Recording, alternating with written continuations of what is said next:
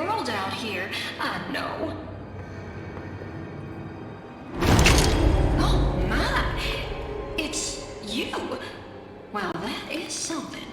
Let's get you out of that box and out into the light. Oh my dear!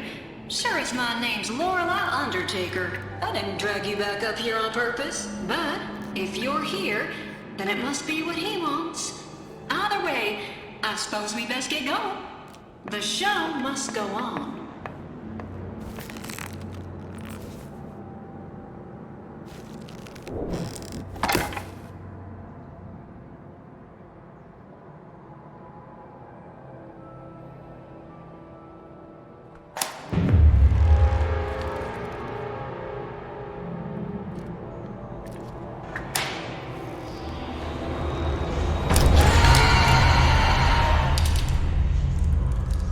Showdown Bandit falls in line with a lot of the other indie horror games we've seen over this decade, as having a really great premise, but sadly not the gameplay to capitalize on it.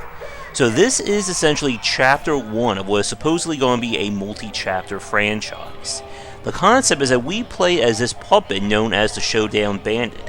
We have awoken onto the set of our former highly rated children's show.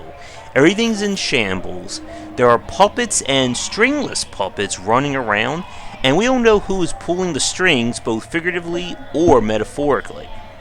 The game itself, as you can see from the intro that I showed, as well as footage here, has some amazing aesthetics in terms of puppet movement and the fact that everything has that great environmental design of being a decrepit backstage. The gameplay is a mix of adventure and stealth design. Each area has you either collecting goods or completing a specific task while avoiding death, or in this case, having your strings cut. You have 5 strings which represent your health, and if a normal enemy hits you or gets too close, that will cost you.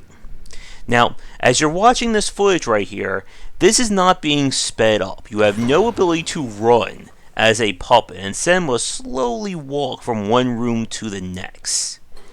The stealth design of the game is based entirely on vision, as enemies will patrol around set patterns, and if they see you, they will start coming after you. You can pick up money, but at this moment in time, I'm not sure what it's actually used for, as while there are shops in this game and you can refill your health, that is all done for free.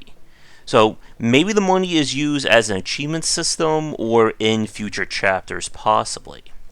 Now the game does feature several kind of quote-unquote action set pieces, including an on-rail shooter, as well as being able to use a pop gun to take out targets or open up doors. But those sections are few and far between. The majority of your time is going to be spent wandering around these sets trying to figure out what is going on. And like I said a minute ago, from an aesthetic point of view, the game really nails it.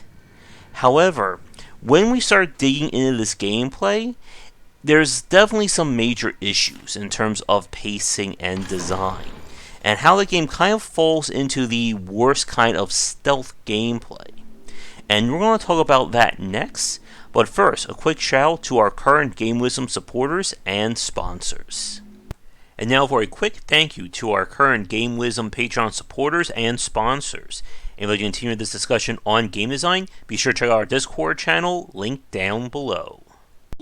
When it comes to Showdown Bandit, from a gameplay standpoint, unfortunately, all the great aesthetics and possible lore of the game don't really add much to how railroaded and kind of pulled along you are by the game's design.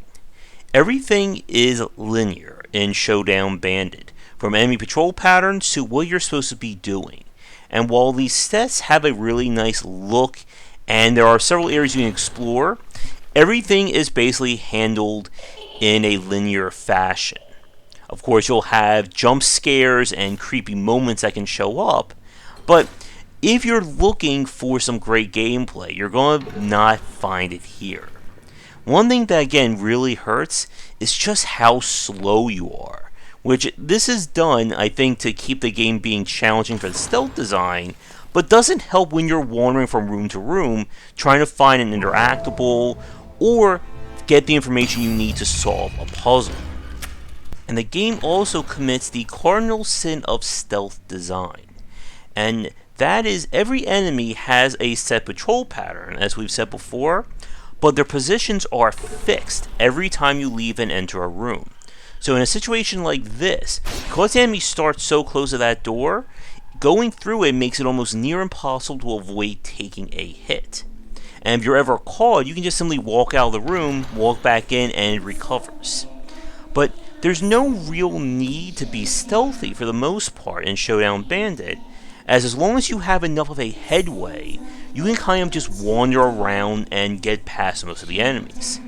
And again, the weird thing is that as long as you can find the barber, he will recover your strings for free.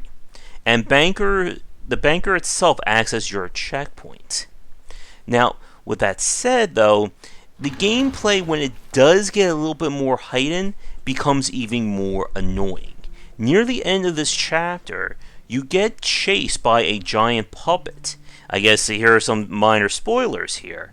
And the problem though, is that the puppet has a fixed patrol in terms of where it moves. And headphone warning coming up in the next 10 seconds, by the way, people. But the problem though, is that when this puppet shows up, there is literally no way of knowing what his pattern is going to be until after you get caught by it, forcing a restart. And this puppet shows up several times in this area. And every time you get caught, you have to take the long walk back to that area and hope that you figured it out. And it's just not good stealth gameplay. The game introduced the idea of using traps to stop small enemies from getting to you, but it doesn't really do much for them either, because of the fact that, again, you can just walk around a lot of them, and the only times that you maybe need some kind of stop measure are with enemies that you can't really use it for. And also, another thing to keep in mind is that the game, like we said, uses the banker as checkpoints. There are no other saves. So if you do a lot of things, get past a very annoying section, and then don't save your progress, all of it will be wiped.